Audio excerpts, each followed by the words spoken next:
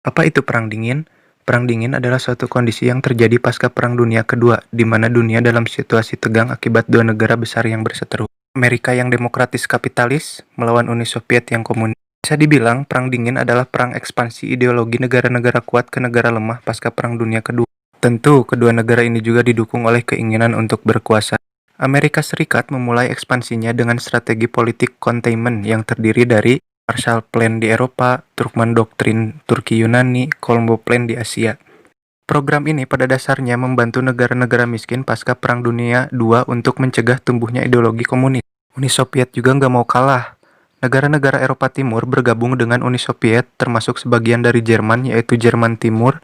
Disinilah awal mulanya perpecahan Jerman ketika Joseph Stalin memblokade ekonomi Jerman Barat. Lalu berdiri deh North Atlantic Treaty Organization atau disingkat NATO oleh Amerika Serikat. Semacam geng negara-negara Atlantik Utara yang kalau satu negara anggotanya diserang, jadi masalah semua anggotanya. Uni Soviet juga membuat Fakta Warsawa untuk menyaingi NATO ini. Terjadilah pembentukan terminologi Timur untuk mewakili komunisme dan Barat untuk mewakili demokrasi kapitalisme. Nah, dampak dari Perang Dingin ini bukan hanya di Eropa dan Amerika saja, tapi sampai ke negara-negara Asia. Terjadi berbagai proxy war atau perang sekunder, yaitu perang yang di samping persaingan Amerika Serikat dan Uni Soviet. Seperti Jerman Barat dan Jerman Timur, Korea Utara dan Korea Selatan, perang di Cina antara Mao Zedong dan Chiang Kai-shek, juga Vietnam Utara dan Selatan. Negara-negara yang terbagi ini berperang karena perbedaan ideologi yang dimiliki oleh kedua negara tersebut. Jadi sepertinya Amerika Serikat dan Uni Soviet berhasil ya.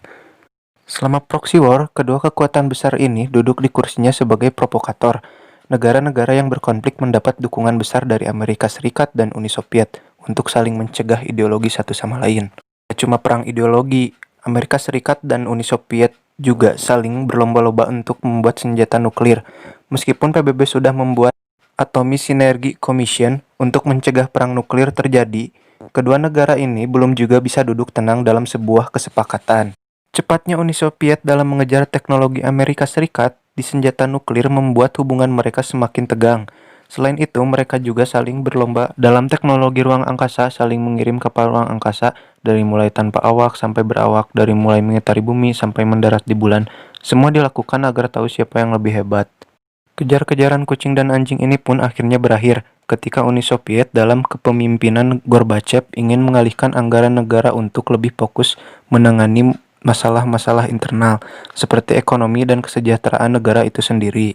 Sedikit demi sedikit senjata mereka pun ditarik dan komunis mulai runtuh. Jerman kembali bersatu dengan runtuhnya tembok Berlin dan pada tahun 1991 Uni Soviet bubar menjadi negara-negara yang independen. Perang Dingin pun akhirnya berakhir.